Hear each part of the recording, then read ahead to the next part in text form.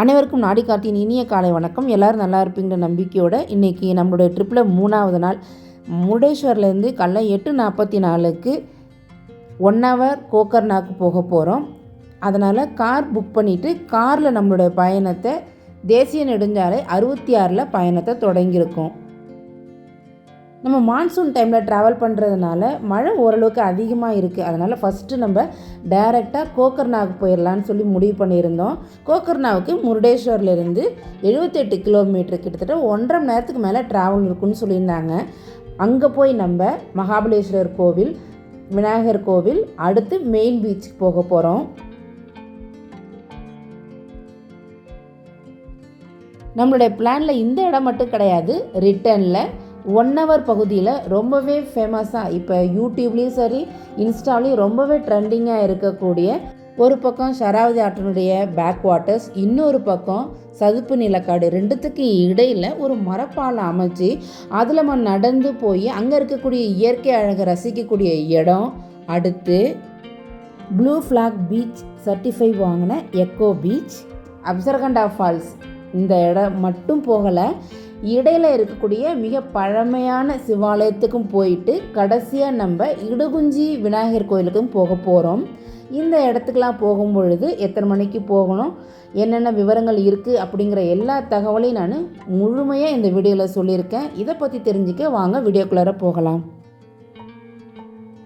நம்ம கோக்கர்னா பகுதிக்கு வந்தாச்சு. இந்த இடத்துக்கு வந்து தங்கி கோவிலுக்கு போகணும் அப்படின்னு சொன்னால் ரூம்லாம் இருக்கிறத பார்க்க முடியுது.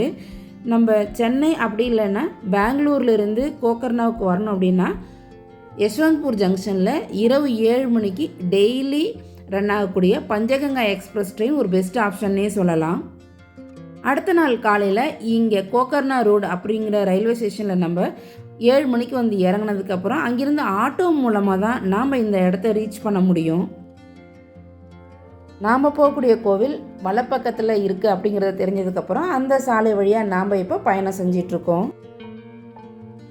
இங்கே மகாபலேஸ்வரர் கோவில், விநாயகர் கோவில் ரெண்டுமே பக்கத்தில் இருக்கிறதுனால கோவிலுக்கு தேவையான அர்ச்சனை பொருட்களும் பூஜை பாத்திரங்கள் விற்கக்கூடிய கடைகள்லாம் நிறைய இந்த இடத்துல இருக்கிறத பார்க்க முடியுது. இந்த இடத்துல கோவில் மட்டும் கிடையாது, பீச் கடற்கரையும் இருக்கிறதுனால தான் துணிக்கடைகளும் இருக்கிறதையும் பார்க்க முடியுது. இங்கெல்லாம் நல்லா மழை பெஞ்சு விட்டுருக்கிறத பார்க்க முடியுது. ஒரு பக்கம் நல்லா இருட்டிட்டும் இருக்குது. அதுக்குள்ளே நம்ம போய் சாமி கும்பிட்டுட்டு வந்துடணும். கோவிலுக்கு பக்கத்துலேயே சமையலுக்கு தேவையான மசாலா பொருட்கள் விற்கக்கூடிய இடத்தையும் பார்த்தோம். அதுக்குள்ளே ஒரு தூறல் போட்டு விட்டுடுச்சு. பூஜைக்கு தேவையான பூ வாங்கிட்டு விநாயகர் நின்ற கோலத்தில் இருக்கக்கூடிய விநாயகரை வணங்கினதுக்கப்புறம் இப்போ நம்ம மகாபலேஸ்வரர் சிவன் கோவிலுக்கு போகக்கூடிய அந்த என்ட்ரன்ஸில் தான் நின்றுட்டுருக்கோம். இந்த இடத்துலையும் நிறைய கடைகள் இருக்குது. உள்ளார வீடியோ எடுக்கக்கூடாதுன்றதுனால சிவபெருமானுடைய தரிசனம் சூப்பராகவே முடிஞ்சுதுன்னே சொல்லலாம்.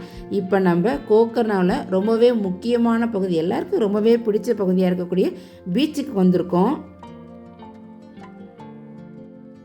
இந்த பகுதியிலலாம் மழை அதிகமாக இருந்தது, ரெட் அலர்ட் கொடுத்துருக்காங்க. அதனால தான் யாருமே கடற்கரை கிட்டக்க போகக்கூடாதுன்னு சொல்லி வார்னிங் கொடுத்துக்கிட்டே இருந்தாங்க. சில பேரில் வந்து நிற்கிறத பார்த்தோம் இல்லையா, எப்படி ராமேஸ்வரத்தில் இறந்தவங்களுக்கு திதி கொடுப்பாங்களோ அதே போல் இந்த இடத்துலையும் கொடுக்கக்கூடிய வழக்கம் இருக்கிறத பார்க்க முடிஞ்சுது.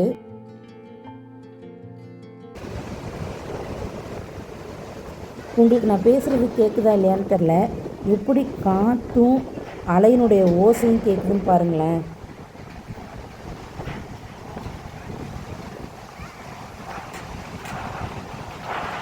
கிளம்புறதுக்குள்ளே அடுத்த மழையும் பெஞ்சு விட்டுடுச்சு. இப்போ நம்ம கோக்கர்னாலேருந்து 1 ஹவர் தான் போக போகிறோம்.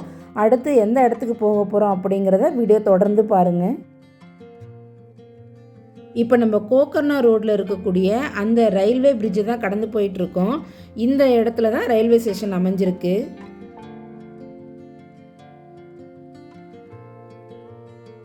கோக்கர்னாவிலிருந்து என்ஹெச் சாலையில் நம்ம இப்போ பயணம் செஞ்சிட்ருக்கோம். 1 ஹவரில் ஒரு 12 கிலோமீட்டர் தூரத்தில் இருக்கக்கூடிய தர்வேஸ்வர் மிக பழமையான சிவாலயத்துக்கு வந்தோம். உள்ளே நுழைஞ்ச உடனே சரியான மழை. ஃபோட்டோ மட்டும்தான் எங்களால் எடுக்க முடிஞ்சுது. சிவபெருமானை வணங்கிட்டு நாங்கள் ரிட்டன் வரும்பொழுது எப்படி மழை பெஞ்சுது அப்படிங்கிறத நீங்களே வீடியோவில் பாருங்களேன்.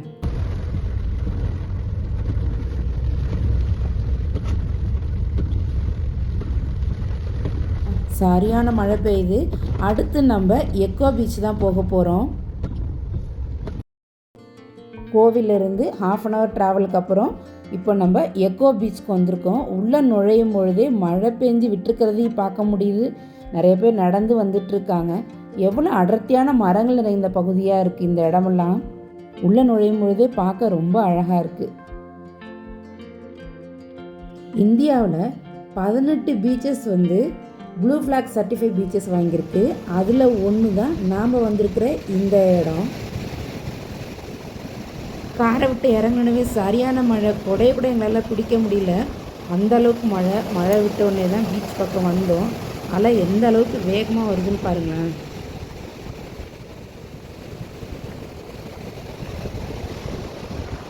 எல்லாம் மழைக்கு பார்க்குக்கிட்ட போய் ஒதுங்கிட்டாங்க. ஜூன் 1ஆம் தேதியிலேருந்து ஆகஸ்ட் 31 வரைக்கும் கடற்கரை பக்கமாக போகக்கூடாது அப்படிங்கிறதுனால தான் இந்த பேரிகார்டெலாம் போட்டு வார்னிங் கொடுத்துருக்கிறத பார்க்க முடிஞ்சுது. பீச் செம க்ளீனாக இருந்தது. நம்ம தமிழ்நாட்டில் இதே ப்ளூ ஃப்ளாக் சர்டிஃபை சென்னையில் இருக்கக்கூடிய கோவளம் பீச்சுக்கும் இருக்குது. இந்த பீச்சில் இருந்து பக்கத்தில் இருக்கக்கூடிய சுற்றுலா பகுதி, அங்கே என்னென்னலாம் இருக்குது அப்படிங்கிற எல்லா தகவலுமே இந்த போர்டில் இருக்கிறத பார்க்க முடியுது. இது பீச்சில் இருக்கக்கூடிய பார்க்கு. இங்கே நாங்கள் போகலை. பீச் கடற்கரை ஓரமாக நல்லா கொஞ்சம் நேரம் ரிலாக்ஸாக இருந்துட்டு இப்போ நம்ம அடுத்த ஒரு சூப்பரான பிளேஸ்க்கு தான் போக போகிறோம். இப்போ வந்திருக்கிற இடம் எக்கோ பீச்சுக்கும் ஜஸ்ட் ஆப்போசிட்டில் இருக்கக்கூடிய மேன்க்ரோவ் போர்டு வாக் பகுதிக்கு வந்திருக்கோம். சரியாக மதியானம் லன்ச் டைம் 1:10க்கு உள்ளே நுழைஞ்சிருக்கோம். காலையில் நம்ம கிளம்பிட்டோமா, அடுத்து சரியான பசியாக இருந்ததுனால பிரெட் ஆம்லேட் ஒரு டீ சாப்பிட்டதுக்கப்புறம் இப்போ நம்ம ஃப்ரெஷ் ஆகிட்டோம். உள்ளர நுழையிறதுக்காக என்ட்ரி டிக்கெட் எடுத்துகிட்டு இப்போ நம்ம ஸ்டார்ட் பண்ணிட்டோம்.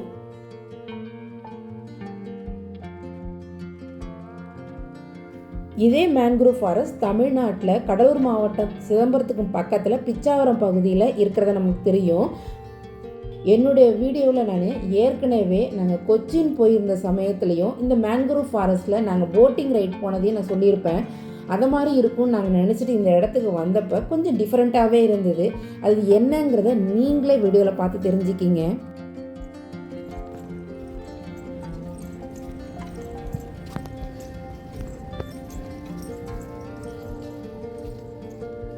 பரபரப்பான உலகத்தில் ஒரு அமைதியான சூழலோட இயற்கை நிறைந்த அந்த அலையாத்தி காடுகளுக்கு இடையில் மரத்தாலான அந்த வாக்வேயில் நடந்து போகும் பொழுது கொஞ்ச நேரம் நம்ம சொர்க்கத்திலே இருக்கிற மாதிரி ஒரு ஃபீலிங். அந்த அளவுக்கு இந்த இடம் அழகாகவும் அமைதியாகவும் இருந்ததை நாங்கள் உணர முடிஞ்சது.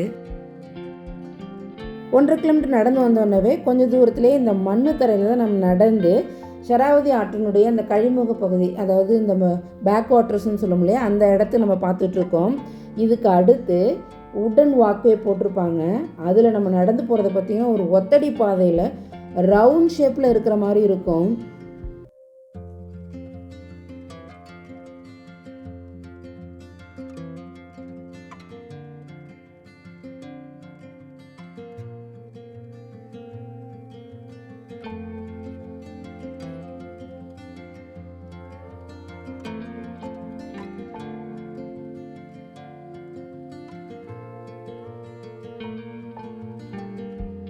எதையும் பிடிச்சிட்டு நடக்கிற மாதிரியே இல்லை பாருங்கள்.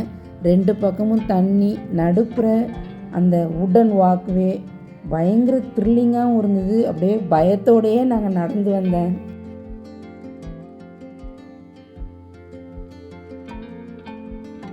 இந்த இடம் வரும்போது நமக்கு எந்த அளவுக்கு கான்சன்ட்ரேஷன் வேணும் அப்படிங்கிறத இயற்கை நமக்கு நல்லாவே உணர்த்துக்கிறத பார்க்க முடியுது. இவ்வளோ நேரம் எங்கேயுமே பிடிப்பு இல்லைன்னு சொன்னேன். இந்த இடத்துல பிடிச்சிட்டு நாங்கள் திரும்பும்போது ஒரு கால் வைக்கக்கூடிய இடம் தான் அந்த உடன் வாக்கையில் இருந்தது. அந்த அளவுக்கு ரொம்ப ஷார்ப்பான சின்னதாக இருக்கக்கூடிய உடன் வாக்வே இது.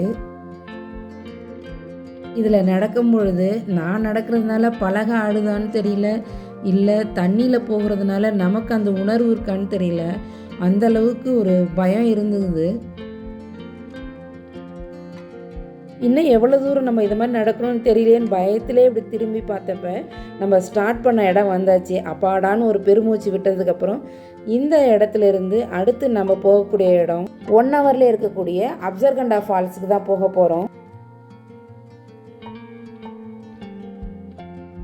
1 ஹவரில் இப்போ நம்ம போகக்கூடிய இடம் வந்து எல்லாருக்குமே ரொம்பவே பிடிச்ச இடமாவே இருக்கும். மேன்க்ரோவ் போர்டு வாக்கில் வந்து 5 கிலோமீட்டர் தூரத்தில் தான் இது இருக்குது.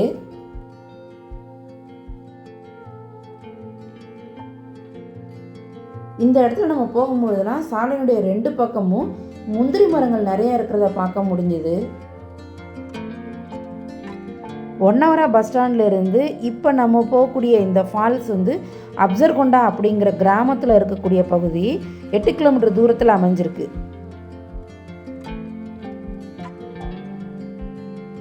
இது வரைக்கும் சாலைகள் நல்லா இருந்தது. இந்த இடத்துல மழை தண்ணி நின்று அதில் பள்ளம் வந்த மாதிரி நிறைய மேடு பள்ளம் இருக்கிறத பார்க்க முடிஞ்சுது. ஃபைனலாக வந்தாச்சுங்க. என்ட்ரன்ஸு செமையாக இருக்குது. உள்ளே நுழைஞ்சோன்னவே ஃபால்ஸில் ஒரு வேளை கூட்டம் இருக்கோ இல்லையோ அப்படிங்கிற மாதிரி பயமுறுத்துகிற மாதிரியே இருந்தது. இந்த இடம்லாம் அவ்வளோ அமைதியாக இருந்தது. இப்போ நம்ம மேலேருந்து கீழே இறங்குறது நல்லாவே தெரிஞ்சுது. இறங்கும்போது இந்த இடத்துல சாலைகள் வந்து அங்கங்கே சேரும் சகதியுமாகவே இருக்கிறத பார்க்க முடிஞ்சுது. கார்லாம் நிற்கிறத பார்த்தா ஓரளவு கூட்டம் இருக்குன்னு நினைக்கிறேன். ஆக்சுவலாக இந்த இடத்துக்கு நம்ம ஏர்லி மார்னிங்கோ இல்லைன்னா சன்செட் சமயத்தில் வந்தால் ரொம்ப நல்லாயிருக்குன்னு சொல்லியிருந்தாங்க. நம்ம வந்து மதிய வேலை டைமில் தான் வந்திருக்கோம். உள்ளே நுழைஞ்சோடனே உள்ளே நுழையிறதுக்கு இந்த இடத்துக்குலாம் என்ட்ரி ஃபீஸ் கிடையாது. நம்ம உள்ளே ஃபஸ்ட்டு போய் பார்க்க போகிறது என்னென்னா வியூ பாயிண்ட் தான் பார்க்க போகிறோம். அரேபியன் சீயோட வியூ பாயிண்ட்டு இந்த இடத்துலேருந்து பார்க்கும் பொழுது எந்த அளவுக்கு அழகாக இருக்குங்கிறத பாருங்கள்.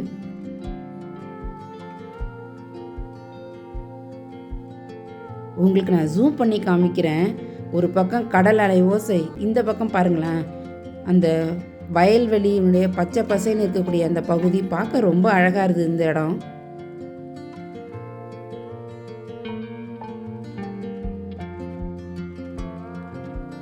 வியூ பாயிண்ட் பார்த்துட்டு இப்போ வந்திருக்கிற இடம் ஹில் டாப் பார்க்குக்கு வந்திருக்கோம். அதே இடத்துல தான் இதுவும் அமைஞ்சிருக்கு. இங்கே நிறைய இடத்துல பார்த்தீங்கன்னாக்கா விலங்குகளுடைய உருவ சிலையை அழகாக வடிவமைச்சிருக்கிறத பார்க்க முடியும்.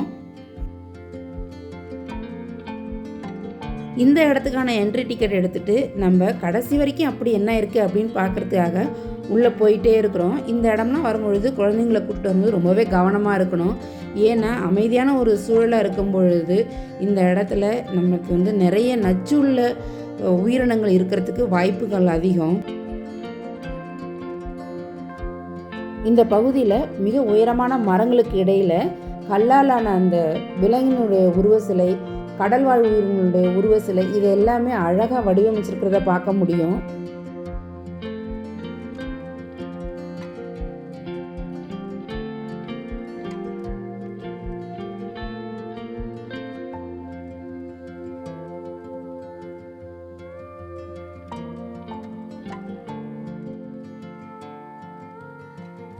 இது ஒரு மியூசியம் இருக்கக்கூடிய பகுதி. இது ஆனால் வந்து ஓப்பனில் இல்லை.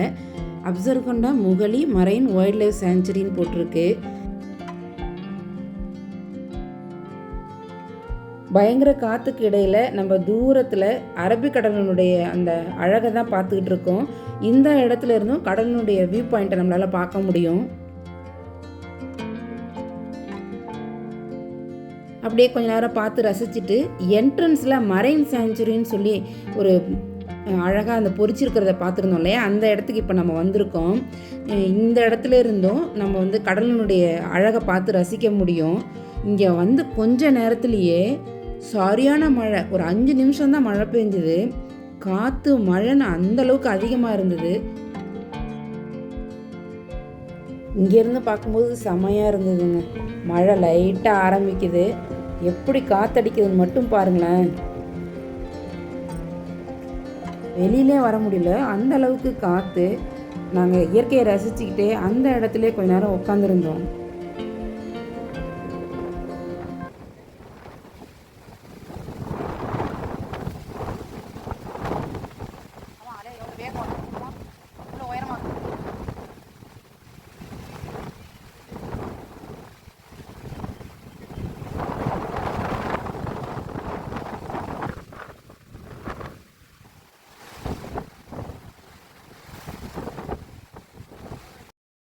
இந்த இடத்துல ஒரு பக்கம் அரபிக்கடல், இன்னொரு பக்கம் ஹில் டாப்பில் பார்க், இது ரெண்டையும் பார்த்து முடிச்சுட்டு இன்னமும் இந்த இடத்துல அழகு சேர்க்கக்கூடிய அந்த இடத்துக்கு தான் நம்ம போக போகிறோம். அந்த இடத்துக்கு போகக்கூடிய பாதை பார்த்திங்கன்னா கொஞ்சம் கஷ்டமாக தான் இருந்தது. மழை நேரத்தில் நம்ம இந்த இடத்துல போகும்போது கவனமாகவே போகணும். கஷ்டப்பட்டு வந்தாலும் தேவதைகளின் குளம் அப்படின்னு சொல்லக்கூடிய நம்ம அப்சர்கண்டா ஃபால்ஸ்க்கு வந்திருக்கோம். 50 அடி உயரத்துலேருந்து வரக்கூடிய இந்த நீர் ஒரு குளம் போன்ற அமைப்பில் விழுறதுனால தான் இந்த இடத்துக்கு தேவதைகளின் குளம்னு சொல்கிறாங்களாம். ஒரு பக்கம் உப்பு தண்ணி இருக்கக்கூடிய கடல் பகுதி, இன்னொரு பக்கம் தேவதைகளுக்கெல்லாம் விரும்பிய இடமா இருக்கக்கூடிய நீர் நிறைந்த குளப்பகுதி. இயற்கை ரொம்பவே நமக்கு அழகாக அமைஞ்சிருக்கு. அடுத்து நம்ம வந்திருக்கிற இந்த இடம் ஒரு பழமையான சிவாலயம் தான். ஆனால் பார்க்கக்கூடிய இடம் பார்த்திங்கன்னா ஒரு கேரளா கட்டமைப்பு கொண்ட கோவிலாக இருக்கும். இங்கே இருக்கக்கூடிய சிவபெருமான் சம்புலிங்கேஸ்வரர் அப்படிங்கிற பெயரில் விளங்குறாரு. இது பஞ்சலிங்க தலங்களில் ஒன்றாக கருதப்படுது. நம்மளுடைய ட்ரிப்பில் விநாயகரை வணங்க ஆரம்பித்ததுலேருந்து டிவோஷனல் ரவுண்டு, ஒரு என்டர்டைன்மெண்ட் ரவுண்டுன்னு அப்படியே மாறி மாறி வந்து அடுத்து எங்கே போக போகிறோன்றதை தெரிஞ்சுக்கிறதுக்கு முன்னாடி இது வரைக்கும் நீங்கள் என் சேனல் சப்ஸ்கிரைப் பண்ணாமல் இருக்கீங்களா? மறக்காமல் சப்ஸ்கிரைப் பண்ணி பக்கத்தில் இருக்கிற பெல் பட்டனை ஆலில் வச்சுக்கிங்க. அப்போ தான் நான் போடக்கூடிய வீடியோ எல்லாமே உங்களுக்கு உடனுக்குடன் நோட்டிஃபிகேஷனாக வந்து சேரும். ஃபைனலாக நம்ம வந்திருக்கிற இடம் இடகுஞ்சில் இருக்கக்கூடிய மகா கணபதி கோவில். இங்கே விநாயகரை வணங்கிட்டு நாம் இங்கேருந்து கிளம்ப தயாராகிட்டோம். நம்மளோட ட்ரிப்பு எண்டுக்கு வர ஆரம்பிச்சிடுச்சு. இந்த வீடியோவில் நான் சொன்னது உங்களுக்கு பிடிச்சதுன்னா லைக் அண்ட் ஷேர் பண்ணுங்கள். மீண்டும் அழகான பதிவில் சந்திப்பது உங்கள் நாடி காத்தின். தேங்க்யூ ஃபார் வாட்சிங். நன்றி, வணக்கம்.